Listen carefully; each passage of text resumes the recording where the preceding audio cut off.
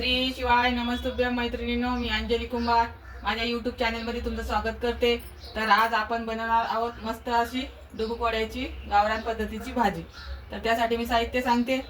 इथे मी घेतलेले आहे फ्रेश अशी कोथिंबीर, 9-10 लसणाच्या पाकळ्या, एक मोठा कांदा कापून घेतलेला आहे उभा, आणि हे खोबऱ्याचे तुकडे, तुम्ही याच्या खोबऱ्याच्या तुकड्याऐवजी खोबऱ्याचा किस पण घेऊ शकता, आणि थोडेसे शेंगदाणे, हे दालचिनीचे 2 तुकडे, 2-3 लवंगा, 2-4 मिरे, हे शहाजिरे थोडेसे, आणि हे फूल, आणि इथे साधे जिरे, अर्धी वाटी धने, 2 चम्मच तीळ, आणि गरजेनुसार तिखट। तर चला आपण हा मसाला भाजून घेणार आहोत।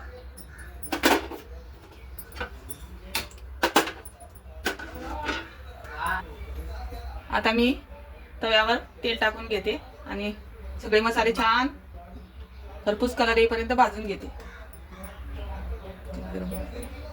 तर तेल गरम झालेलं आहे। आता आपण याच्यामध्ये खोबरं टाकून भाजून घेऊ छान खरपूस लाल कलर येईपर्यंत।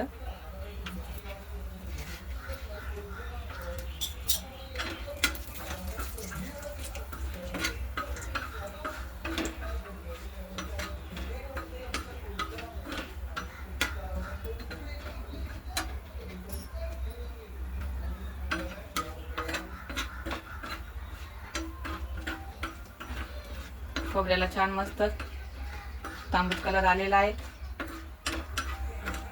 तुम्ही बघू शकता मस्त भाजल्या गेलेला आहे खोबरं। तर बघा मस्त भाजल्या गेलेला आहे। आता मी एका प्लेट मध्ये याला काढून घेते।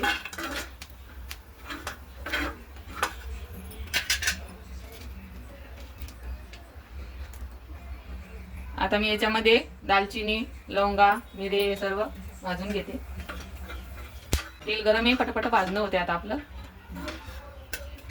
आता मी याच्यामध्ये शेंगदाणे घालून घेते।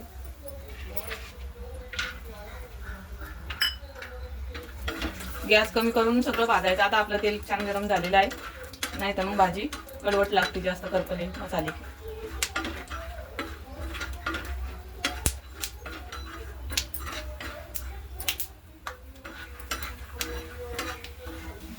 तर इथं झालेले आहेत माझे शेंगदाणे भाजून। आता मी शेंगदाणे काढून घेते।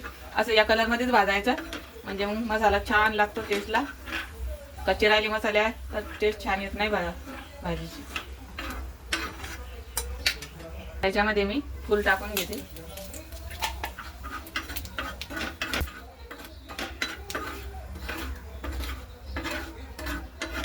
याच्यामध्ये तुम्ही चक्री फुलं असेल तुमच्याकडे ते पण टाकू शकता। आता धने घालून घेते।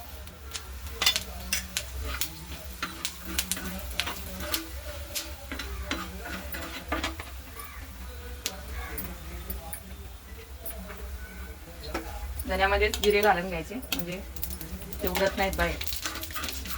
आता याच्यामध्ये तीळ टाकून घेते मी।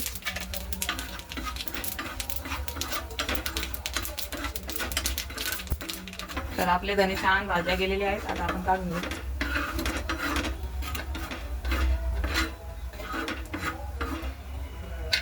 आता याच्यामध्ये मी कांदा घालून घेते।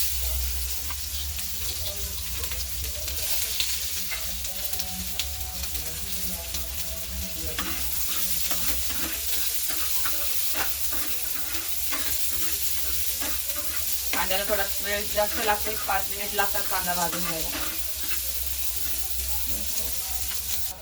तर बघू शकता किती मस्त भाजला गेलेला आहे आपला सोनेरी रंगावर कांदा। आता याच्यामध्ये लसणाच्या पाकळ्या टाकून घ्यायच्या। लसणाच्या पाकळ्या उगाच 1 मिनिट भरच परतून घ्यायच्या। आता याच्यामध्ये गरजेनुसार लाल तिखट घालून घ्यायचं आणि गॅस बंद करायचा। तिखट घातल्यावर लगेच गॅस बंद करायचा। गरम कांद्यामध्ये तिखट छान भाजल्या जाते, नाहीतर करपते। तर बघू शकता छान भाजल्या गेलेलं आहे तिखट। आता मी हे सगळं त्याच्यामध्ये काढून घेते।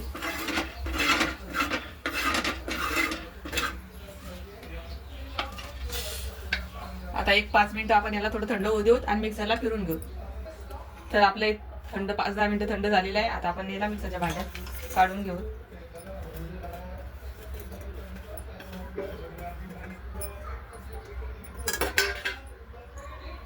आता याच्यामध्ये चवीपुरतं मीठ,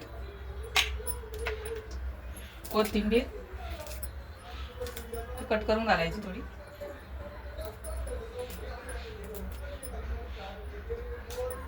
आणि हे कच्चे थोडेसे जिरे। आता हे वाटण आपण मिक्सरला बारीक करून घेऊ. तर बघू शकता मी या पद्धतीने मिश्रण काढून घेतलेलं आहे.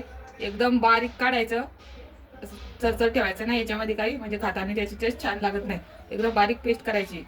आता आपण याला फोडणी घालू आणि याच्यासाठी डुबोकोड्या बनवून घेऊ. तर मी इथं आता डुबोकोड्या बनवण्यासाठी पीठ मळून घेते. इथं मी एक छोट्या वाटीभर बेसन पीठ घेतले. त्याच्यामध्ये चवीपुरती चटणी टाकलेली आहे आणि चवीपुरतं मीठ टाकते. चवीपुरतं मीठ घालते आणि घट्ट गोळा मळून चवीपुरतंच मीठ घालायचं. चटणी पण चवीपुरतीच घालायची, कारण की आपण या मसाल्यामध्ये अगोदरच चटणी मीठ टाकलेलं आहे. तर बघा याप्रमाणे डुबोकोड्या करण्यासाठी पीठ मळून घ्यायचं. जास्त घट्ट नाही मळायचं, असं पातळच मळायचं. आता आपण हे फोडणी देऊन घेऊ. तर मी याच्यामध्ये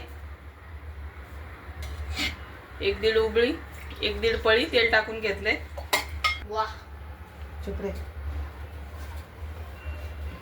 तेल गरम झालेले आहे. आता आपण याच्यामध्ये मोहरी घालून घेऊ.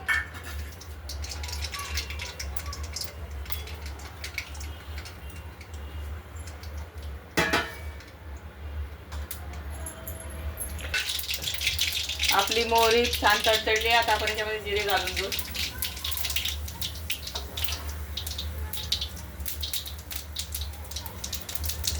कढीपत्ता. आता आपण हे मसाला याच्यामध्ये टाकून घेणार आहोत.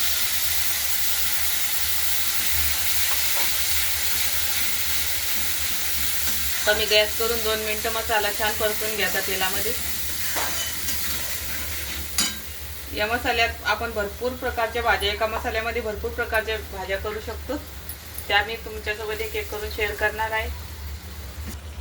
तर बघू शकता मसाल्याला छान तेल सुटलेलं आहे. आता आपण याच्यामध्ये गरजेनुसार पाणी घालून घेऊ.